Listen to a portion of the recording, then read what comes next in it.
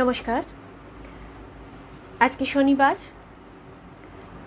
আজকে আবার আমরা স্বামীজি আমাদের যা বলে গেছেন, স্বামীজির চিঠি, স্বামীজির বিভিন্ন জায়গা থেকে বক্তব্য, যেগুলো স্বামীজি যে লেকচার দিয়েছেন, যা আমাদের শিখিয়ে গেছেন, সেগুলো নিয়ে আমরা কথা বলে আসছি বিগত কয়েক সপ্তাহ ধরে। তো আজকে আবার শুরু করছি। ঠাকুর এবং মায়ের শ্রীচরণে প্রণাম জানিয়ে, স্বামীজিকে প্রণাম জানিয়ে আজকের কথা শুরু করছি। আশা করি আপনারা সবাই ভালো আছেন, সুস্থ আছেন। ঠাকুর এবং মায়ের আশীর্বাদে সবাই ভালো থাকুন। আজকে শুরু করি। আজকে সেখান থেকে শুরু করি যেখানে এর আগের দিন শেষ করেছিলাম। এর আগের দিন যেটা আলোচনা করছিলাম সেটা একটু খুব সংক্ষেপে একটু রিক্যাপিচুলেট করে নিই, খুব সংক্ষেপে। আগের দিন যেটা নিয়ে কথা বলছিলাম সেটা ছিল যে স্বামীজি যখন 1897 সালে যখন কলকাতায় আছেন, তখন আলমবাজারে মঠ ছিল। সেই সময় যারা কিছুদিনের মধ্যেই সন্ন্যাস ধর্মে দীক্ষিত হবেন, তাদেরকে স্বামীজি গীতা সম্বন্ধে একটা ক্লাস নিয়েছিলেন। তো সেটাই থটস অন দ্য গীতা হিসেবে রয়েছে, একটি বই রয়েছে। তো সেখানে স্বামীজি গীতা নিয়ে কি বলেছিলেন সেইটা নিয়েই আলোচনা হচ্ছিল এর আগের দিন। তো এখানে প্রথমেই যেটা বলছিলাম সেটা হচ্ছে যে স্বামীজি প্রথমেই গীতা সম্বন্ধে বলার আগে প্রথমেই স্বামীজি চারটে কোয়ারি করেছিলেন স্বামীজি। তাহলে প্রথম কোয়ারিটা ছিল যে গীতা কি মহাভারতেরই অংশ, না গীতা কোথাও কেউ লিখেছিলেন সেটা মহাভারতে ইনসার্ট করা হয়েছে। এটা ছিল 1 নম্বর কোয়ারি। দ্বিতীয় কোয়ারি ছিল যে কৃষ্ণ, যিনি মহাভারতে কৃষ্ণ, সেই কৃষ্ণের কি কোনো ঐতিহাসিক অস্তিত্ব আছে। তৃতীয় কোয়ারি ছিল যে কুরুক্ষেত্রের যুদ্ধ কি সত্যিই হয়েছিল। আর ফোর্থ ছিল যে অর্জুন এবং অন্যান্য যে সমস্ত অর্জুন, পঞ্চপাণ্ডব, যাদের নাম আমরা মহাভারতে দেখতে পাই, তাঁদেরও কি কোনো ঐতিহাসিক অস্তিত্ব রয়েছে। এই 4টে কোয়ারি স্বামীজি প্রথম রেখেছিলেন। তার মধ্যে 3টে কোয়ারি আমরা এর আগের দিন স্বামীজি যেভাবে এক্সপ্লেন করেছেন আমি চেষ্টা করেছিলাম সেইভাবে আপনাদের কাছে বিষয়টাকে তুলে ধরার। আজকে আমরা যেখান থেকে শুরু করব, আমি আর কোয়ারিগুলো কি হয়েছিল সেটা নিয়ে আজকে আর এত ডিটেলসে যাচ্ছি না। আজকে 4th কোয়ারি থেকেই শুরু করছি। জাস্ট একটু ছুঁয়ে যাই। যেটা স্বামীজি প্রথম কোয়ারি বলেছিলেন যে গীতা কি কেউ লিখেছিলেন, না এটা মহাভারতেই ছিল। তো সেখানে স্বামীজি বলেছিলেন যে ব্যাসদেব যে মহাভারতের রচয়িতা বলে বলা হচ্ছে, ব্যাস হচ্ছে একটি উপাধি, কাজে এর থেকে এই কোনো কনক্লুশনে আসা যায় না যে ওটা কোন ব্যাস লিখেছিলেন। এটা গেল ফার্স্ট স্টেপ, এটা ডিটেলে আলোচনা ছিল। নেক্সট হচ্ছে কুরুক্ষেত্রের যুদ্ধ হয়েছিল, কৃষ্ণ যিনি, তার কি কোনো ঐতিহাসিক অস্তিত্ব ছিল। তো সেখানে স্বামীজি বলেছেন যে বিভিন্ন জায়গায় বিষ্ণু পুরাণ, ভগবত পুরাণ, এখানে কৃষ্ণকে বিভিন্ন বিভিন্ন রূপে দেখা যায়। তবে তারপরে স্বামীজি বলছেন যে কৃষ্ণ নিশ্চয়ই কোনো একজন রাজা ছিলেন, কারণ আগেকার দিনে রাজারাই কিন্তু এই ব্রহ্মজ্ঞান প্রচার করতেন। এটা সেকেন্ড পয়েন্ট। থার্ড পয়েন্টে ছিল কুরুক্ষেত্রের যুদ্ধ কি আদৌ হয়েছিল। কুরুক্ষেত্রের যুদ্ধ হয়েছিল কিনা সেটা পরের কথায়, কিন্তু প্রথমে স্বামীজি বলছেন কুরু পাঞ্চালের একটা যুদ্ধ নিশ্চয়ই হয়েছিল, কুরু এবং পাণ্ডবের একটা যুদ্ধ নিশ্চয়ই হয়েছিল, কিন্তু কুরুক্ষেত্রের যুদ্ধ এবং সেই যুদ্ধে দাঁড়িয়ে এই যে গীতা কৃষ্ণ অর্জুনকে বলেছিলেন, এবং নিশ্চয়ই সেখানে কোনো কেউ শর্ট হ্যান্ড জানা কেউ ছিলেন না যিনি এটা হুবহু পুঙ্খানুপুঙ্খ রূপে লিখে গেছেন। এইটা ছিল স্বামীজির বক্তব্য যে সেটা তো সম্ভব নয়। তাহলে কিভাবে এটা হচ্ছে যে যুদ্ধের মধ্যে যুদ্ধকে থামিয়ে রেখে এটা কি করে হয়েছিল, এরকম স্বামীজি এটা যুক্তি দিয়েছেন। এরপরে আসছি ফোর্থ পয়েন্টে। ফোর্থ পয়েন্ট অর্থাৎ আজকে যেখান থেকে শুরু করছি যে অর্জুন এবং অন্য যারা যুধিষ্ঠির, ভীম এবং অন্যান্য যে সমস্ত ব্যক্তিত্ব, তাদের কি কোনো রকম ঐতিহাসিক অস্তিত্ব আছে। এইটা বলতে গিয়ে স্বামীজি বলছেন যে ঋষি যাজ্ঞবল্ক্য আমরা পড়েছি, যাজ্ঞবল্ক্যের নাম আমরা অনেকেই জানি। ঋষি যাজ্ঞবল্ক্য, তাঁর লেখা একটি বই শতপথ ব্রাহ্মণ। এই শতপথ ব্রাহ্মণে মোটামুটি স্বামীজি বলছেন যে যারা আগেকার দিনে অশ্বমেধ যজ্ঞ করতেন সেই রকম রাজাদের নাম কিন্তু এই শতপথ ব্রাহ্মণে রয়েছে। কিন্তু আশ্চর্যের ব্যাপার, এখানে অর্জুন বা অর্জুনের যে 5 ভাই তাদের কিন্তু কারুর নাম এখানে নেই। কিন্তু এখানে নাম রয়েছে জনমেজয়ের। জনমেজয় অর্থাৎ পরীক্ষিতের ছেলে। পরীক্ষিতের ছেলে হচ্ছেন জনমেজয়। তিনি যে অশ্বমেধ যজ্ঞ করেছিলেন তার উল্লেখ কিন্তু এখানে রয়েছে। কিন্তু অর্জুন বা পঞ্চপাণ্ডব যে যুদ্ধ অশ্বমেধ যজ্ঞ করেছিলেন বা কিছু, এখানে অন্যান্য রাজাদের নামের সাথে কিন্তু এই জায়গায় উল্লেখ নেই। এটাই স্বামীজি এখানে বলেছেন। অর্জুন এবং অন্যান্য যারা আছেন তাদের ঐতিহাসিক অস্তিত্ব নিয়ে, সেই জন্য এখানে কিন্তু কোনো রকম শতপথ ব্রাহ্মণে যাজ্ঞবল্ক্য কোনো রকম হিন্ট নেই। অথচ যাকে আমরা অর্জুনের নাতি বলছি তার কিন্তু উল্লেখ রয়েছে। যাই হোক, তো এরপর স্বামীজি ওই বক্তৃতাতে স্বামীজি বলছেন যে এই তো 4টে কোয়ারি হলো। এবার এই যে 4টে কোয়ারি, এটা মনে রাখতে হবে যে এই যে ফ্যাক্ট ফাইন্ডিং, স্বামীজি এই 4টে কোয়ারি করে গীতা সম্বন্ধে বলার আগে স্বামীজি এই 4টে কোয়ারি করছেন ফ্যাক্ট ফাইন্ডিংয়ের জন্য। তো স্বামীজি বলছেন এর সাথে কিন্তু মহাভারত পড়ার বা গীতা পড়ার কিন্তু কোনো সম্পর্ক নেই। এই 4টে কোয়ারির উত্তরে যদি দেখা যায় যে সবটাই, যে কোয়ারিগুলো করা হয়েছে সেই কোয়ারিগুলোর উত্তরে যদি দেখা যায় যে কোনোটাই সেইভাবে কোনো যুক্তি দিয়ে বা ঐতিহাসিক কোনো রকম প্রমাণ দিয়ে এটাকে প্রমাণ করা যাচ্ছে না, তাহলেও কিন্তু এটা নিয়ে চিন্তা করার কোনো দরকার নেই। স্বামীজি এটাই বলছেন। কারণ স্বামীজি বলছেন যে আসল উদ্দেশ্য হচ্ছে মহাভারত বা গীতা পড়া। তাহলে এক্ষেত্রে অনেকেই হয়তো প্রশ্ন করবেন যে তাহলে এই ফ্যাক্ট ফাইন্ডিং করার কি দরকার ছিল, এটা জানারই বা কি দরকার ছিল, এই 4টে কোয়ারি তাহলে করার কি দরকার ছিল। সেই প্রশ্নের উত্তরে স্বামীজি বলছেন যে এই ধরনের কোয়ারি করার দরকার আছে, কারণ তাহলে আমরা সত্যকে জানতে পারবো। অ্যাকচুয়ালি আগেকার দিনে অনেক গোষ্ঠী, অনেক সেক্ট যারা এই ধরনের স্ক্রিপচার বা এগুলো লিখেছেন, তারা মনে করতেন যে কোনো একটা ভালো জিনিসকে বলতে বা লিখতে বা প্রচার করতে গেলে যদি একটু অসত্যের আশ্রয় নেওয়া হয় তাহলে কোনো রকম, বা একটু কাল্পনিক কিছু বলে দেওয়া হয় তাহলে তাতে কোনো রকম ক্ষতি নেই। কিন্তু স্বামীজি বলছেন আমাদের উচিত শুধুমাত্র সত্যটাকে অন্বেষণ করা, শুধুমাত্র সত্যটাকে জানা। এর সাথে যে কুসংস্কার বা অন্ধবিশ্বাস এইগুলো যে জড়িয়ে রয়েছে, এই কুসংস্কার বা অন্ধবিশ্বাসগুলোকে কিন্তু অ্যাকসেপ্ট করা নয়। শুধুমাত্র এখান থেকে আমরা যেটা ট্রুথ সেটাকে এক্সট্র্যাক্ট করব, এটাই স্বামীজি বলছেন। এই 4টে বিষয় কোয়ারি করার পরে স্বামীজি এই 4টে বিষয় নিয়ে যেটা বলার, সেটা যেটা বলেছেন সেটা তো আলোচনা করলাম আপনাদের সাথে। এরপরে স্বামীজি চলে আসছেন যে উপনিষদে।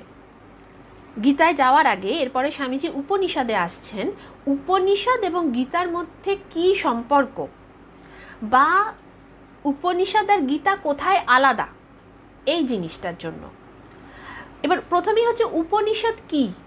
উপনিষদ নিয়ে আমাদের কিন্তু নলেজ খুবই কম।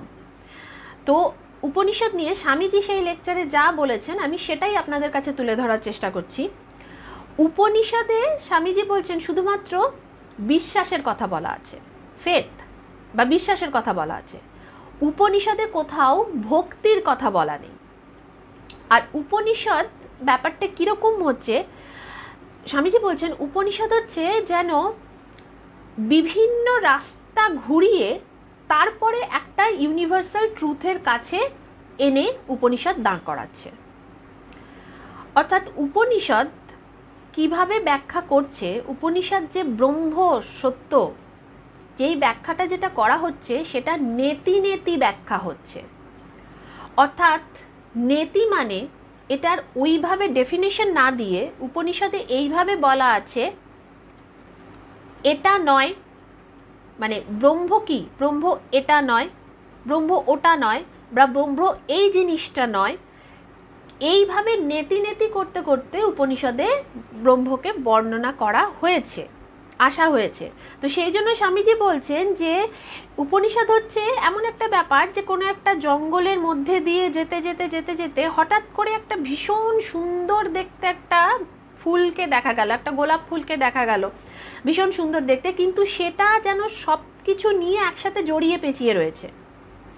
মানে কাঁটা, ডালপালা, শাখা প্রশাখা, মানে সমস্ত কিছু একসাথে হয়ে সেখান থেকে আর ওই ফুলটাকে আলাদা করে বের করা যাচ্ছে না, কিন্তু ফুলটা অত্যন্ত সুন্দর একটি ফুল।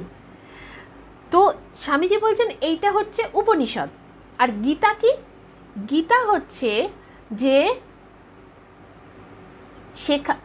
ওই ফুলকে তুলে এনে গীতা একটা সুন্দর মালা তৈরি করা হচ্ছে, খুব সুন্দর সুন্দর ফুলগুলো দিয়ে গীতা একটা মালা তৈরি করছে, এবং সেই মালা বা বোকে সেই সুন্দর ফুলগুলোকে চয়েস করে নিয়ে সেই মালা তৈরি করছে গীতা, যেখান থেকে আমাদের কিন্তু শুধু ফুলগুলোকে দেখতে বা জানতে বা বুঝতে সেটা অসুবিধা হচ্ছে না, সেটা আর কোনো কিছুর সাথে একসাথে হয়ে নেই।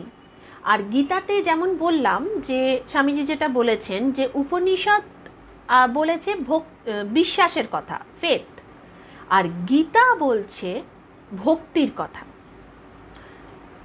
মানে ভক্তি এখানে চূড়ান্ত পর্যায়ে পৌঁছেছে গীতায়। তো গীতার মধ্যে এমন কি আছে যেটা গীতাকে অন্যান্য সমস্ত স্ক্রিপচারের থেকে আলাদা করছে?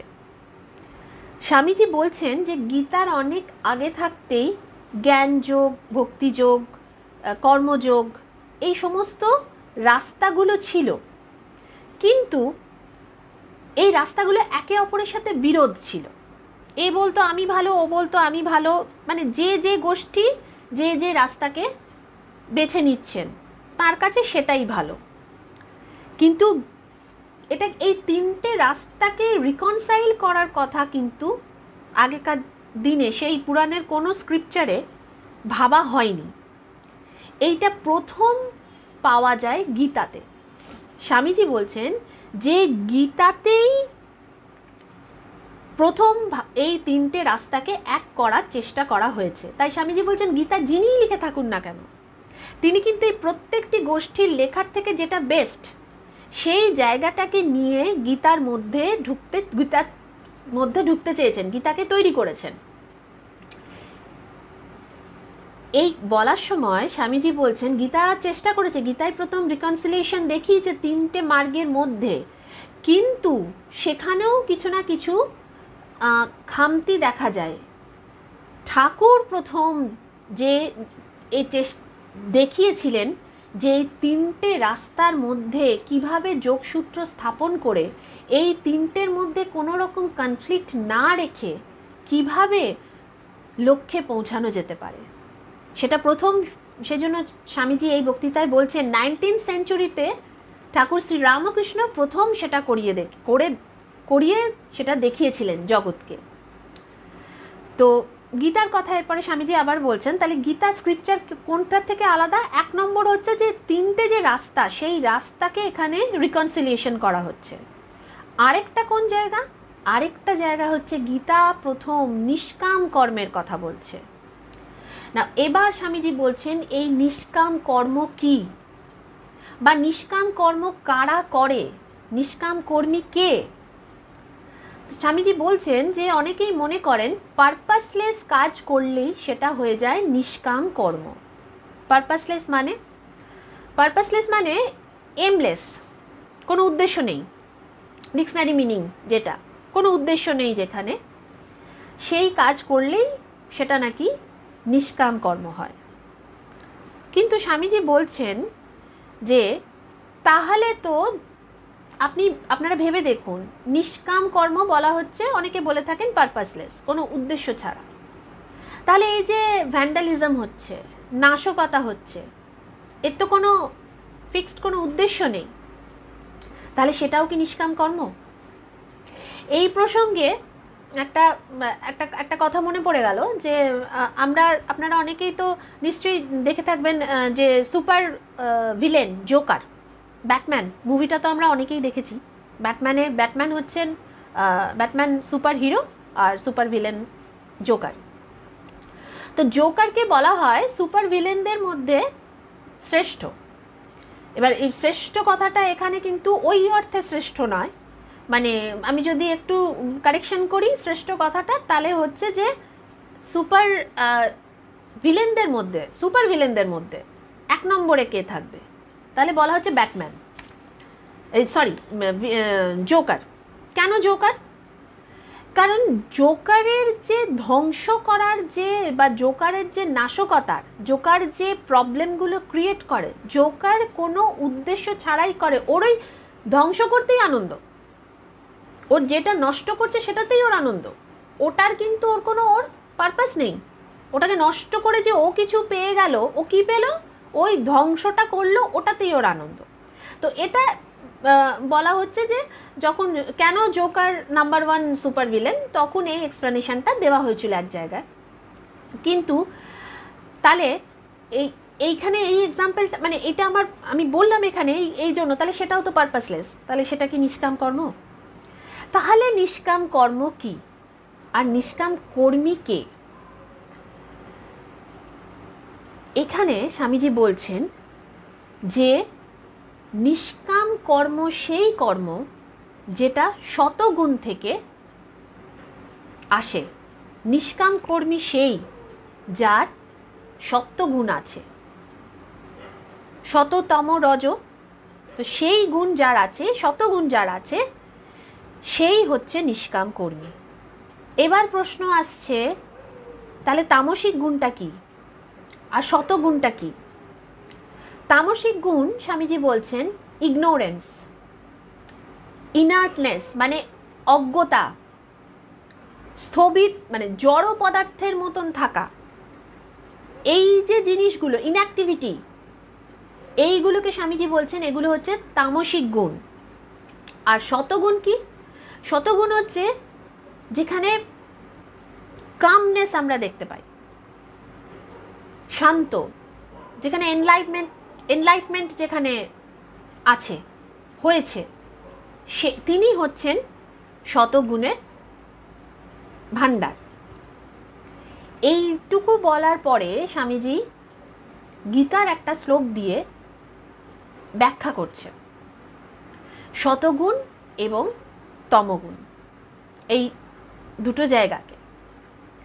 কি বলছেন যে সঞ্জয় তো ধৃতরাষ্ট্রকে শোনাচ্ছিলেন যে টেলিভিশনের মতন সঞ্জয় তার দৃষ্টি দিয়ে দেখছেন কুরুক্ষেত্রের যুদ্ধক্ষেত্রে কি হচ্ছে, এবং সেটা তিনি ধৃতরাষ্ট্রকে বলছেন।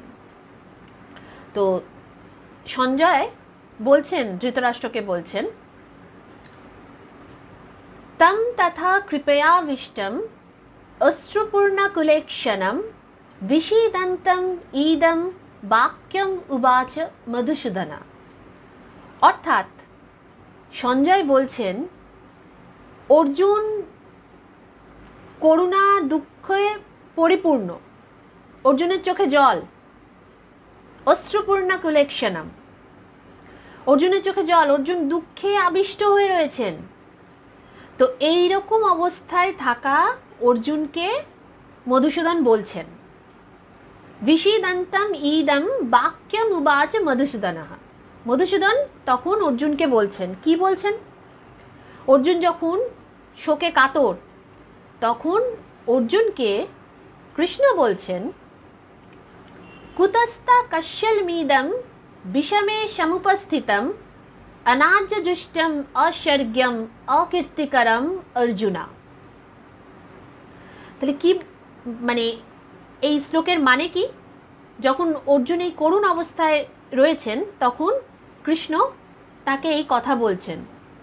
তো কৃষ্ণ বলছেন যে এটা যেটা মানে সেটা হচ্ছে, কৃষ্ণ বলছেন যে Arjun, why have you been struck with fear, with guilt? কেন তুমি এই ভয়ের মধ্যে, এই দোষী ভাব নিয়ে তুমি কেন রয়েছো? কেন তোমার এরকম অবস্থা? এই অসময়ে কেন তুমি এরকম আচরণ করছো? এটা তুমি মোহর বশবর্তী হয়ে করছো। কারণ এই রকম আচরণ কোনো আর্য শ্রেষ্ঠ, কোনো শ্রেষ্ঠ পুরুষ এই রকম আচরণ করবে না। অনার্য দৃষ্ট্যম ঐশ্বর্যম অকীর্তিকরম অর্জুনা, অর্থাৎ কোনো শ্রেষ্ঠ আর্য এই আচরণ করবে না। এই আচরণ তোমায় স্বর্গপ্রাপ্তিও করাবে না, বা তুমি যা আচরণ করছো তাতে তোমাকে কীর্তিমানও বলা হবে না। তাহলে তুমি কেন এরকম আচরণ করছো? এই কথা বলে কৃষ্ণ আবার অর্জুনকে বলছেন, ক্লৈপ্যম মাশ্মগম পার্থ নৈতত্য উপপদ্যতে শূদ্রং হৃদয় দৌর্বল্যং তত্ত্ববিষ্ট পরন্তপ। প্রথমে উনি বললেন যে অর্জুন, তুমি এরকম আচরণ কেন করছো? তোমার তো এই আচরণ তুমি মোহের বশবর্তী হয়ে করছো, এই আচরণ তোমাকে কিচ্ছু প্রাপ্তি করাবে না। তারপরে অর্জুনকে কি বলছেন? অর্জুনকে বলছেন, ক্লৈপ্যম মাশ্মগম পার্থ নৈতত্য উপপদ্যতে, ক্লিবের মতন, নপুংসকের মতো আচরণ করো না অর্জুন, তোমাকে মানায় না।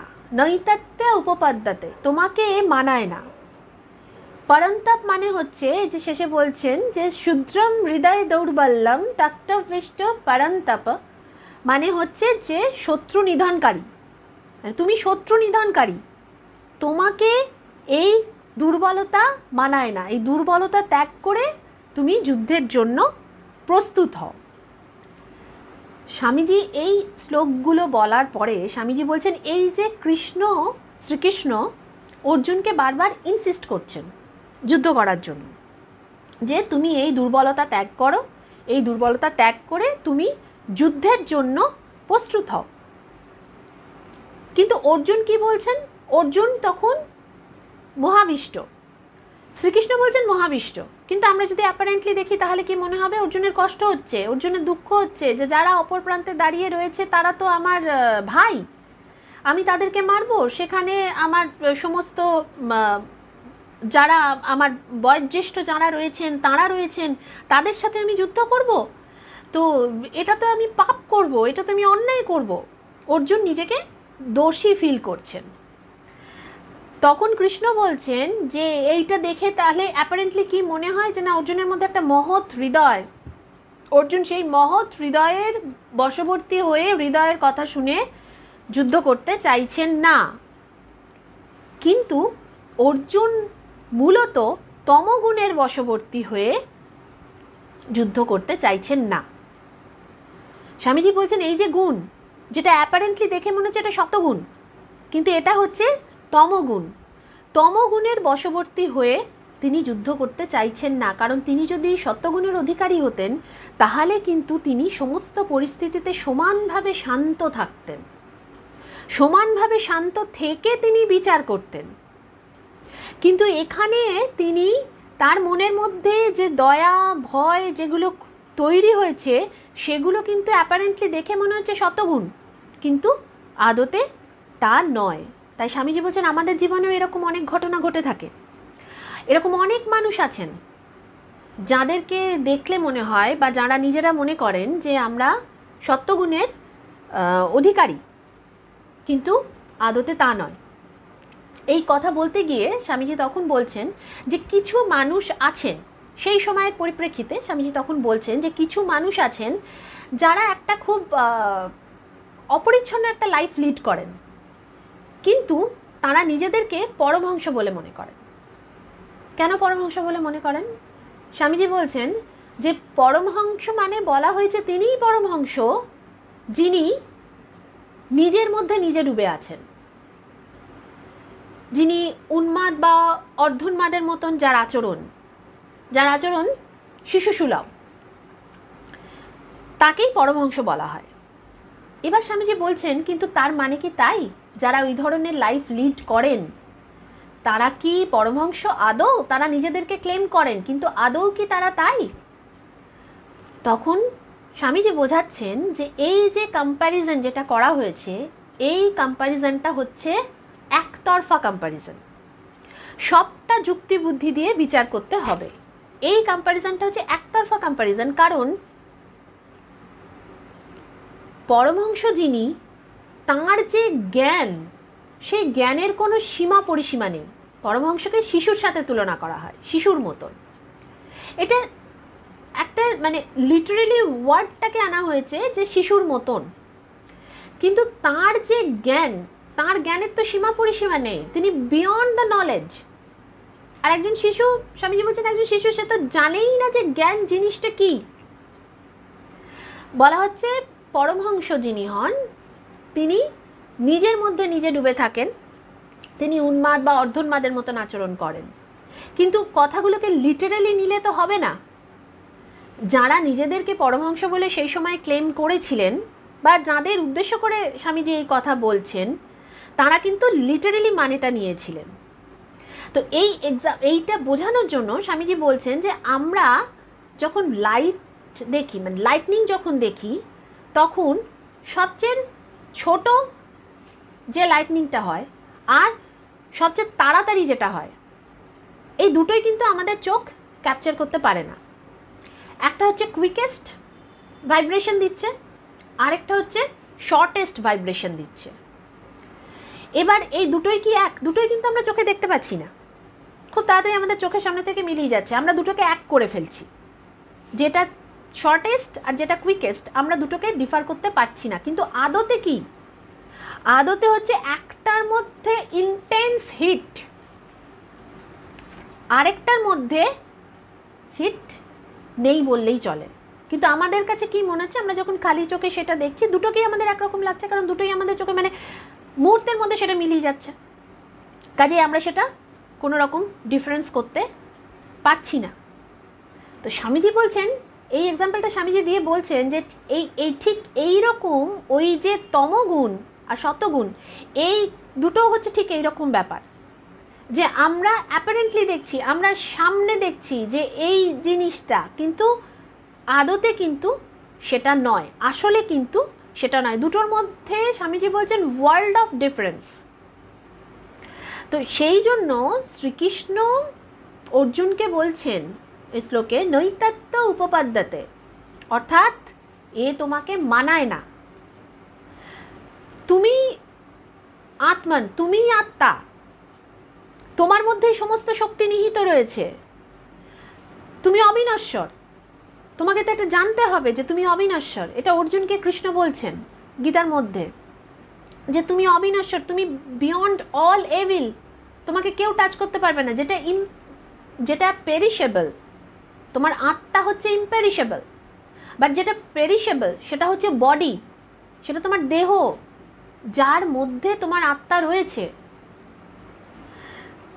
সেই জন্য তোমার প্রকৃত রূপ, আসলে তুমি কে, সেইটার জেনে তুমি কাজ করো।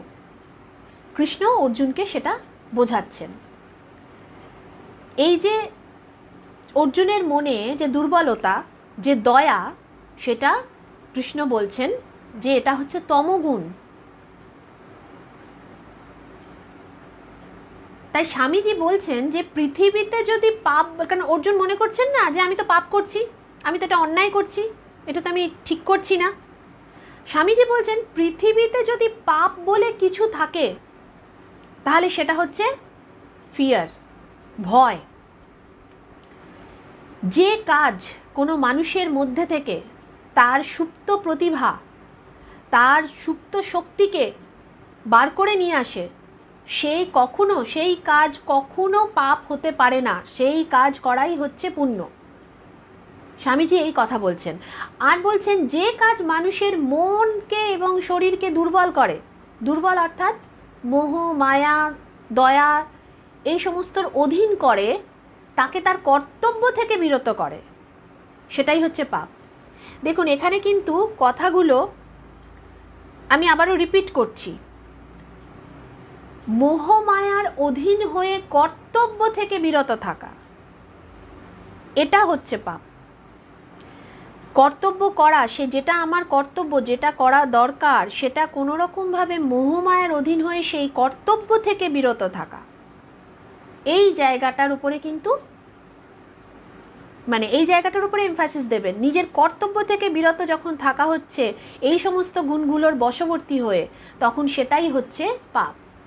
আর যে কাজ মানুষের মধ্যে থেকে তার সুপ্ত প্রতিভাকে বার করে নিয়ে আসে, তাকে কখনো পাপ বলা যায় না। স্বামীজি এই কথা বলছেন।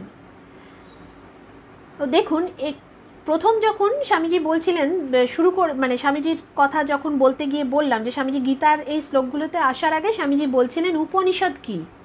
উপনিষদ কিন্তু আমাদেরকে বোঝায় যে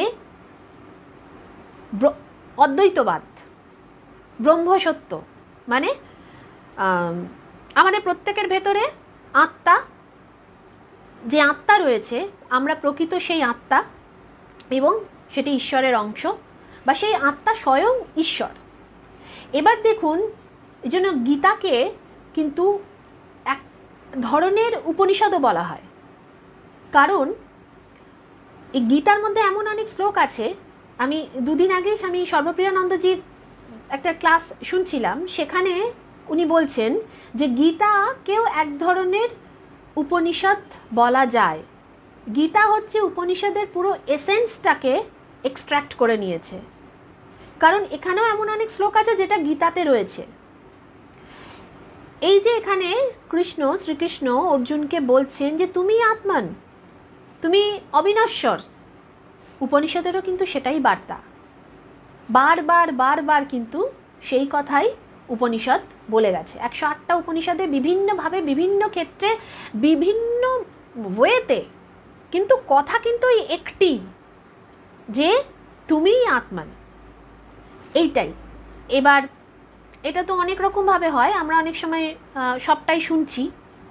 এবার শোনার পরে কীরকম হয় কিছু ব্যাপার, কিছু মানুষ বলবেন শুনলাম, কিছু মানুষ বলবেন আচ্ছা জানলাম, কিছু মানুষ বলবেন হ্যাঁ জানলাম বা বুঝলামও, কিছু মানুষ বলবেন জানলাম বুঝলাম কিন্তু রিয়েলাইজেশনটা করে উঠতে পারছি না। আর ওই রিয়েলাইজেশনটা যারা করে ফেলবেন তারা আমাদের থেকে অনেক উচ্চ অবস্থায় অবস্থান করবেন। তো যাই হোক, যেখানে ছিলাম সেখানে ফিরে আসি। অর্জুনকে শ্রীকৃষ্ণ বলছেন যে তুমি তোমার কাজের মাধ্যমে জগৎকে বার্তা দাও। ওই যুদ্ধক্ষেত্রেই, আমি এখন যুদ্ধক্ষেত্র বলেই বলছি, কারণ স্বামীজি আগেই এই কোয়ারিতে বলেছেন যে যুদ্ধক্ষেত্রে দাঁড়িয়ে এইভাবে তো জ্ঞান দেওয়া সম্ভব নয়, বা সেটা হুবহু লেখাও সম্ভব নয়। তো যাই হোক, শ্রীকৃষ্ণ বলছেন তুমি তোমার কাজের মাধ্যমে জগৎকে বার্তা দাও যে প্রকৃত উইকনেস কি। আমরা যাকে উইকনেস বলছি সেটাই কি প্রকৃত উইকনেস? না, আমরা যেটাকে মনে করছি আমি একটা মহৎ কাজ করছি, মহান কাজ করছি, আসলে সেটা উইকনেস। কোনটা? এই সময় যখন শ্রীকৃষ্ণ যখন অর্জুনকে বোঝাচ্ছেন যে না তুমি ওঠো, যুদ্ধ করো, তোমার মধ্যে কোনো পাপ নেই, কোনো দুর্বলতা নেই, তোমার মধ্যে যে দৈবী শক্তি আছে তাকে জাগ্রত করে তুমি নিজের কর্তব্য সম্পাদন করো, কারণ ধর্মরাজ্য প্রতিস্থাপনের জন্য এই যুদ্ধ দরকার, এটা তোমার কর্তব্য। তখন অর্জুন বলছেন যে আমরা কি ক্ষমা করে দিতে পারি না? তখন শ্রীকৃষ্ণ অর্জুনকে বলছেন তুমি যে কথাটা বলছো সেটা জ্ঞানীর কথা বলছো, ক্ষমা পরম ধর্ম, যে ক্ষমা করে দেওয়ার কথা, কিন্তু তুমি জ্ঞানী হিসেবে এই কথাটা বলছো না, তুমি মোহের বশবর্তী হয়ে এই কথাটা বলছো। কারণ ক্ষমা তখনই করা যায়, বা ক্ষমা তখনই করা উচিত যখন সেই ক্ষমা কোনো পরিবর্তনকে নিয়ে আসবে।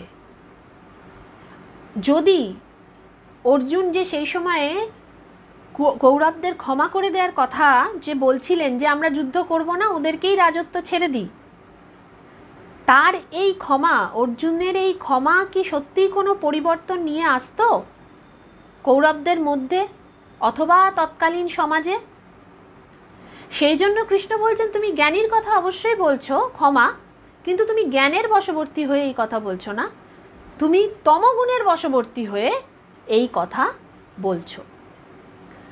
তো স্বামীজি এই যে শ্লোকগুলো বলে, যে শ্লোকটি একটু আগেই যেটা বললাম, ক্লৈব্যম মাশ্মগম পার্থ নৈতত্ত্ব উপপদ্যতে শুদ্রম হৃদয় দৌর্বল্যম ত্যক্তবিষ্ট পরন্তপ। স্বামীজি বলছেন এই একটি শ্লোক গীতার যে পুরো গীতা পড়ার যে মেরিট, পুরো গীতা যে মেসেজটা দিচ্ছে, এই একটি শ্লোকের মাধ্যমেই কিন্তু সেই গীতার বার্তা চলে যাচ্ছে। যা গীতা যা মেসেজ দিয়েছে তা এর মধ্যে নিহিত রয়েছে। এরপরে স্বামীজি নিজে বলছেন যে গীতার মধ্যে, গীতার 13 চ্যাপ্টারে স্বামীজির একটি শ্লোক, স্বামীজির খুব পছন্দের শ্লোক, একটা ভার্স, 28 নম্বর ভার্স 13 চ্যাপ্টারে। সেই যেহেতু স্বামীজির প্রিয় ভার্স, সেই জন্য আমি সেটা এখানে মেনশন করছি। সেটাতে কি রয়েছে সেখানে, সমম সর্বেশম ভূতেষু তিষ্ঠন্তম পরম ঈশ্বরম বিনাশয়াৎসু অবিনাশয়ান্তম ইয়া পশ্যতি সা পশ্যতি। সংস্কৃতের শ্লোক, অবশ্যই গীতার শ্লোক সংস্কৃতেই হবে। দেখুন এটা শেষে বলা হচ্ছে ইয়া পশ্যতি সা পশ্যতি, অর্থাৎ একমাত্র সেই প্রকৃত অর্থে দেখছে। কে প্রকৃত অর্থে দেখছে? যে দেখতে পাচ্ছে যে সুপ্রিম লর্ড সবার মধ্যে অবস্থান করছেন। সবার মধ্যে মানে সবার মধ্যে, শুধু মানুষ নয়, কিন্তু সবার মধ্যে অবস্থান করছেন। সেই আত্মা যা অবিনশ্বর, আত্মা যা অবিনশ্বর কিন্তু রয়েছে নশ্বর দেহের মধ্যে, তার মধ্যে সেই সুপ্রিম লর্ড, সেই তার প্রেজেন্স, সেটাকে উপলব্ধি করা। এই জন্য এই সময়ে এর পরিপ্রেক্ষিতে বলি যে এই যে সুপ্রিম লর্ড সবার মধ্যে আছে, এইটা এই শ্লোকে সেটা বলছে যে সেই একমাত্র প্রকৃত দেখছে। ইয়া পশ্যতি সা পশ্যতি। তো ওই কুরুক্ষেত্রের যুদ্ধে যখন গীতায় বলা হচ্ছে যে যখন শ্রীকৃষ্ণ অর্জুনকে তাঁর স্বরূপ দেখাচ্ছেন, তখন অর্জুন ভয় পেয়ে গেলেন। প্রথমে এটা পড়ে মনে হতো যে কেন অর্জুন ভয় কেন পেলেন? শ্রীকৃষ্ণ তার রূপ দেখাচ্ছেন, তার যে পরম যে রূপ, সেই রূপ দেখাচ্ছেন, যে ব্রহ্মরূপ সেই রূপ দেখাচ্ছেন, তাহলে অর্জুন কেন ভয় পেলেন? ভয় কেন লাগলো? এটা দেখে তো ভক্তি আসবে, ভালো লাগবে, কিন্তু অর্জুন ভয় পেয়েছিলেন, এই কথাও আছে। তো এইটার ব্যাখ্যা স্বামী সর্বপ্রিয়ানন্দজির একটি ক্লাসেই পেলাম। তিনি যখন মান্ডুক্য উপনিষদ পড়াচ্ছিলেন তখন বলছেন যে ধরুন আপনি কোনো জায়গায় কিছু বলছেন, আপনাকে শোনার অনেক শ্রোতা রয়েছেন, দর্শক রয়েছেন, তারা আপনার সামনে রয়েছেন, আপনি একা স্টেজে রয়েছেন, বলছেন, তারা সামনে বসে, তাদের প্রত্যেকের দুটো করে চোখ আপনার দিকেই রয়েছে। একটা নার্ভাসনেস একটু হলেও তো কাজ করে, একটু কাটিয়ে উঠতে সময় লাগে, তারপরে যারা অভ্যস্ত তারা অভ্যস্ত হয়ে যান। এবার স্বামী সর্বপ্রিয়ানন্দজি বলছেন তাহলে চিন্তা করুন, অর্জুনকে শ্রীকৃষ্ণ বিশ্বরূপ দর্শন করাচ্ছেন। ব্রহ্মরূপ যে কথাটা বললাম ওটা ভুল, বিশ্বরূপ দর্শন করাচ্ছেন। বিশ্বরূপ দর্শন করাতে অর্জুন তাহলে কি দেখছেন? বলছেন যে সুপ্রিম লর্ড, আমি সবার মধ্যে আছি, আমার মধ্যে সবাই আছে। তার মানে যখন শ্রীকৃষ্ণ অর্জুনকে বিশ্বরূপ দর্শন করাচ্ছেন তখন শুধু শ্রীকৃষ্ণ নন, অর্জুন তাহলে কি দেখতে পারেন? অর্জুন সেখানে দেখছেন যে এই বিশ্বের মধ্যে যত কীট পতঙ্গ, পশু পাখি, হিংস্র জন্তু, জানোয়ার, মানুষ, সমস্ত সেই এক বিশ্বরূপের মধ্যে সমাহিত, এবং তারা সবাই ওই অর্জুনের দিকেই তাকিয়ে আছেন। তাহলে অর্জুন যে ভীত সন্ত্রস্ত, কারণ তিনি ওই এক রূপের মধ্যে, বিশ্বরূপের মধ্যে তিনি সমস্তটা দর্শন করছেন। এটা সর্বপ্রিয়ানন্দজি ওনার ক্লাসে এই জিনিসটা এটা এক্সপ্লেন করেছিলেন, তো সেটাই এখন এই রেসপেক্টে আমি একটু আপনাদের সাথে শেয়ার করলাম। তো স্বামীজি বলছেন যে শ্রীকৃষ্ণ অর্জুনকে বলছেন, অর্জুনকে মহাভারতে শ্রীকৃষ্ণ গুড়াকেশ বলে অভিহিত করেছেন। অর্জুনের তো অনেক নাম, তার মধ্যে গুড়াকেশ একটি নাম। গুড়াকেশ মানে গুড়াকা যুক্ত ঈশ, ঈশ মানে বিজয়ী, আর গুড়াকা মানে হচ্ছে নিদ্রা, জড়তা। তাহলে গুড়াকেশ মানে কৃষ্ণকে তিনি বলছেন lord of sleep. Lord of sleep মানে ঘুমকে, নিদ্রাকে যিনি জয় করেছেন। এখানে কিন্তু নিদ্রাকে জয় করা মানে না ঘুমোনো নয়, এখানে লর্ড অফ স্লিপ বলতে অ্যাওয়েকেন সোল। অর্থাৎ অর্জুনকে যখন গীতার উপদেশ দিচ্ছেন শ্রীকৃষ্ণ, তখন অর্জুন, কৃষ্ণ হচ্ছেন লর্ড অফ সোল, আত্মার প্রভু, আর অর্জুন হচ্ছেন লর্ড অফ স্লিপ, অর্থাৎ তিনি হচ্ছেন জাগ্রত। জাগ্রত ইন হোয়াট সেন্স? মানে তিনি বুঝতে পেরেছেন যে দেহ নশ্বর কিন্তু আত্মা অবিনশ্বর, সেজন্য তিনি জাগ্রত, তিনি জাগ্রত, অ্যাওয়েকেন সোল। তো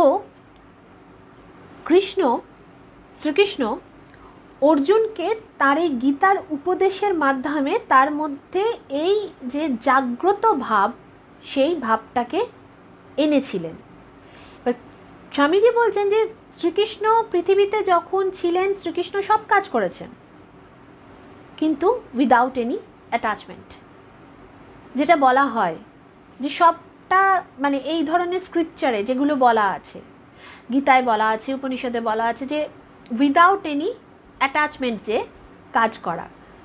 ঠাকুর বলেছেন না, সংসারে মানে থেকেও সংসারকে না ছুঁয়ে থাকা, সব কিছুর মধ্যে মানে নিজে না ছুঁয়ে থাকা। যেমন ওই ঠাকুর একটা এক্সাম্পল দিয়েছিলেন যে বাড়ির কাজের লোক, সে প্রভুর ছেলেকে, মালিকের ছেলেকে নিজের ছেলে, সোনা বাবা বাছা বলে একদম সমস্ত কিছু মানুষ করছে, ভীষণ ভালোবাসে সমস্ত কিছু, কিন্তু মনে মনে সে জানে যে এটি কিন্তু আমার ছেলে নয়, আমার ছেলে, সে আছে অন্য জায়গায়। সে কিন্তু সেই তফাতটা জানে, সেটা কিন্তু তার মনে বিলক্ষণ রয়েছে। তাহলে সেই আর কি, যে অ্যাটাচমেন্ট ছেড়ে থাকা, অ্যাটাচমেন্ট ছেড়ে কাজ করা। তো স্বামীজি বলছেন যে গীতায় যে শিক্ষা দেওয়া হয়েছে সেটা হচ্ছে সর্বকালের সর্বশ্রেষ্ঠ শিক্ষা, এবং গীতা যিনি লিখেছেন তিনি হচ্ছেন রেয়ার সোল। যিনি গীতা লিখেছেন তিনি বিভিন্ন গোষ্ঠীর থেকে যেটা বেস্ট সেই জায়গাটাকে নিয়ে গীতার মধ্যে একটা সুন্দর মালা বা একটা সুন্দর বোকে তৈরি করেছেন গীতাকে।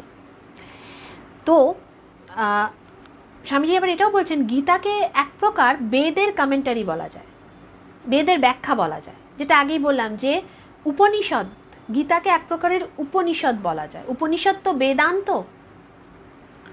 বেদের অন্ত মানে শেষ নয়, না অন্ত মানে শেষ নয়, এখানে অন্ত মানে হচ্ছে যেখানে বেদের যে শিক্ষা, বেদের যে পাঠ, সেইটাকে কনক্লুশনে পৌঁছানো, সেটা হচ্ছে উপনিষদ। তো সেই গীতা কিন্তু সেই উপনিষদের থেকে অনেক সহজ সরল, অনেক সুন্দরভাবে এই শিক্ষাটা আমাদেরকে দিয়েছেন।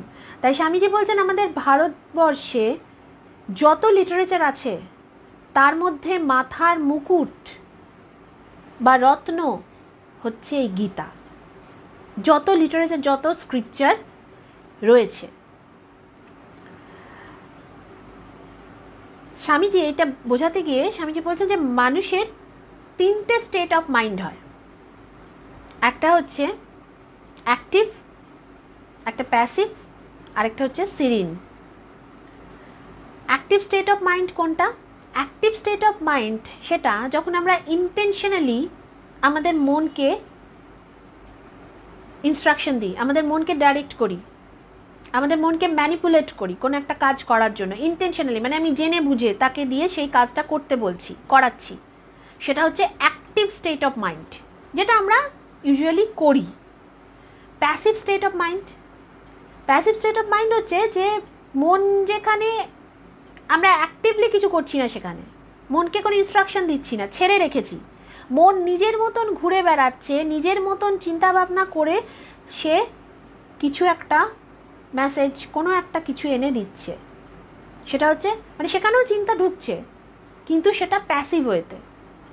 আমরা সেখানে মনকে ঘুরে বেড়ানোর পারমিশন দিয়ে রেখেছি, কোনো ইনস্ট্রাকশন নেই যে পার্টিকুলার এই বিষয়টা নিয়েই ভাবতে হবে। আর তৃতীয়ত হচ্ছে Sirin state of mind. Swamiji বলছেন এই যে স্টেট অফ মাইন্ড, এখানে ইন্টেন্স ভাইব্রেশন। এটা কখন? এটা হচ্ছে যখন সেই মানুষ রিয়েলাইজ করছেন যে আমি ব্রহ্ম, তার মধ্যে একটা কামনেস রয়েছে, তিনি শান্ত থাকছেন, তখনই তার মাইন্ড সেই স্টেটে পৌঁছাচ্ছে যেটাকে বলা হচ্ছে সিরিন। সেখানে হচ্ছে ভাইব্রেশন সেখানে সব থেকে বেশি, কারণ মন সেখানে একদম শান্ত। সেই জায়গায় একটা শান্ত জলের ওপরে যখন পাথর ছোড়া হয় তখন কিন্তু তার ভাইব্রেশনটা আমরা খুব বেশি করে বুঝতে পারি, কিন্তু যেখানে অনবরত জল নাড়া হচ্ছে, ঘাঁটা হচ্ছে, সেখানে কেউ নামছে, সেই জায়গায় কিন্তু ভাইব্রেশন পাথর ছুঁড়লেও সেই অর্থে বোঝা যায় না। তো মনও ঠিক সেই রকম। এই গীতার ক্ষেত্রে স্বামীজি বলছেন যে যে গীতা, যে শ্রীকৃষ্ণের রথ, শ্রীকৃষ্ণ সারথি, অর্জুন রথে বসে আছেন, তো এটা কি ইন্ডিকেট করছে? এটারও একটা রূপকের মতন ব্যাপার আছে। সেটা কীরকম? সেটা হচ্ছে মানুষের যে শরীর, সেটা হচ্ছে ওই রথ। শরীরটা হচ্ছে রথ। রথে কে বসে আছেন?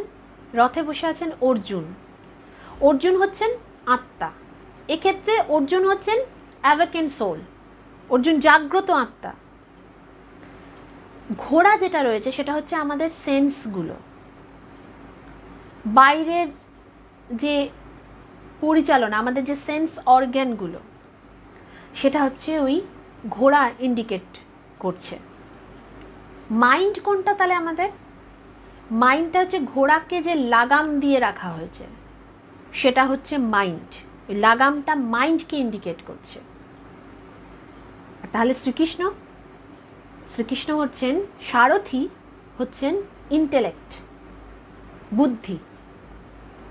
তিনি হচ্ছেন সারথি, মানে সারথি এখানে ইন্টেলেক্ট বা বুদ্ধি। স্বামীজি বলছেন যখন একজন মানুষ তার সেন্সের কন্ট্রোলে থাকে, অর্থাৎ ঘোড়া তাকে যেদিকে নিয়ে যাচ্ছে তিনি সেই দিকেই যাচ্ছেন, তার মানে তিনি তার আউটার অর্গান, যেগুলো সেন্স অর্গানগুলো, তার কন্ট্রোলে রয়েছেন। তাহলে তখন কি তিনি এই মানে তখন তিনি যখন কন্ট্রোল করছে তখন তিনি এই পৃথিবীরই লোক, মানে আমি একজন নশ্বর দেহধারী, এইটুকুই ব্যাপার। কিন্তু যখন তিনি কন্ট্রোল করছেন তার সেন্স অর্গানগুলোকে, তাহলে সেই ক্ষেত্রে সেটা তখনই সম্ভব যখন তিনি প্রকৃত সত্যকে উপলব্ধি করতে পেরেছেন। এটা সেই সময়ই সম্ভব। গীতার মধ্যে দিয়ে এর আগের দিন যেমন মহাভারতের একটা নয়, অনেক দুটো রূপকের বিষয়ে যেটা বলেছিলাম, তো গীতাও কিন্তু স্বামীজি বলছেন এই যে গীতার রথ কেন এইভাবে বলা হয়েছে, যে রথে বসা অবস্থায় কৃষ্ণ অর্জুনকে এই জ্ঞানগুলো দিচ্ছেন, কেন, আসলে কি বোঝাতে চাওয়া হয়েছে? আসলে কিন্তু এই জিনিসটা বোঝাতে চাওয়া হয়েছে। আর আরেকটা বিষয় যেটা, সেটা হচ্ছে গীতা যিনি লিখেছেন, স্বামীজি বলছেন, আগেই বললাম স্বামীজি বলেছেন যে তিনি রেয়ার সোল, এবং তিনি জগৎকে আধ্যাত্মিকতার একটা ভাইব্রেশন দিয়ে গেছেন এই গীতার মাধ্যমে, এই শ্লোকগুলোর মাধ্যমে তিনি যে মেসেজ দিয়ে গেছেন। যেহেতু গীতা সংস্কৃতে, সেই জন্য হয়তো আমরা এখন অনেকেই থরো সংস্কৃতে গীতা পড়তে পারি না, কিন্তু তার তো ট্রান্সলেশন অনেক বেরিয়েছে। সে সেই ক্ষেত্রে বোধহয় আমাদের গীতা পড়া উচিত, জানা উচিত গীতা আমাদের কি শিক্ষা দিয়ে গেছে। আমরা তো যেগুলো জানছি বা বুঝছি টুকরো টুকরো। স্বামীজিকে জানতে গিয়ে একদম প্রথমেই বলেছিলাম প্রথম একটা দুটো পর্বে, স্বামীজিকে জানা মানে শুধু স্বামীজিকে জানা নয়। স্বামীজিকে জানা মানে আপনি আমাদের পুরাণের স্ক্রিপচার জানবেন, বেদান্ত জানবেন, গীতা জানবেন, এবং শুধু তাই নয়, অন্য ধর্মগ্রন্থেও কোথায় কি বলা আছে উল্লেখযোগ্য যে জায়গাগুলো সেগুলোও জানা যাবে। স্বামীজির মাধ্যমে আমরা এই সমস্ত কিছুকে জানতে পারবো যদি আমরা স্বামীজিকে ভালো করে জানি, স্বামীজিকে ভালো করে পড়ি। আজকে এই পর্যন্তই থাক।